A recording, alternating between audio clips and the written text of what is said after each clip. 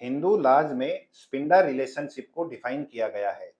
Spinned का मतलब होता है एक ही व्यक्ति या एक ही शरीर। जब किसी व्यक्ति के परिवार में किसी वृद्ध व्यक्ति की मृत्यु होती है, तो उस व्यक्ति का श्राद्ध किया जाता है या पिंड दान किया जाता है। इसका मतलब ये है कि वह व्यक्ति एक ही व्यक्ति से या एक ही पूर्वज से संबंधित है। किसी व्यक्ति के स्पिंडा रिलेशनशिप या स्पिंडा नातेदारी में उस व्यक्ति के पिता की तरफ से 5 जनरेशन और माता की तरफ से 3 जनरेशन को शामिल किया जाता है। फॉर एग्जाम्पल, मेरे स्पिंडर रिलेशनशिप में मेरे पिता की तरफ से 5 जनरेशन और माता की तरफ से 3 जनरेशन को काउंट किया जाएगा।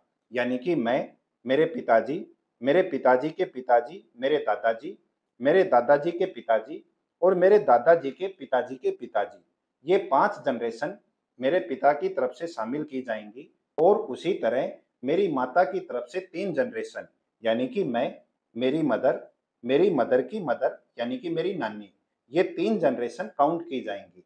और यदि ये चेक करना हो कि कोई भी दो व्यक्ति एक दूसरे के स्पिंडा है या नहीं, तो ये चेक करने के लिए उन दोनों लोगों के पिता की तरफ से 5 जनरेशन और माता की तरफ से 3 जनरेशन को काउंट किया जाएगा।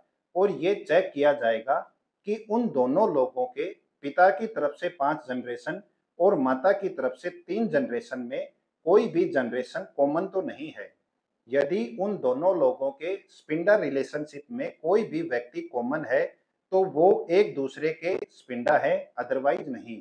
फॉर एग्जाम्पल, हमें ये चेक करना है कि मैं और आप एक दूसरे के स्पिंडा है या नहीं, तो हम दोनों अपने अपने स्पिंडर रिलेशनशिप को काउंट करेंगे और ये चेक करेंगे कि हमारे स्पिंडर रिलेशनशिप में कोई भी व्यक्ति कॉमन है या नहीं। यदि कोई व्यक्ति कॉमन होगा तो हम एक दूसरे के स्पिंडा होंगे, अदरवाइज नहीं। मान लो मेरे दादाजी और आपके पिताजी दोनों एक ही व्यक्ति हैं, तो आप और मैं एक दूसरे के स्पिंडा हैं। और यदि मेरी माताजी और आपकी नानी दोनों एक ही महिला है, तो हम एक दूसरे के स्पिंडा होंगे, अदरवाइज नहीं होंगे।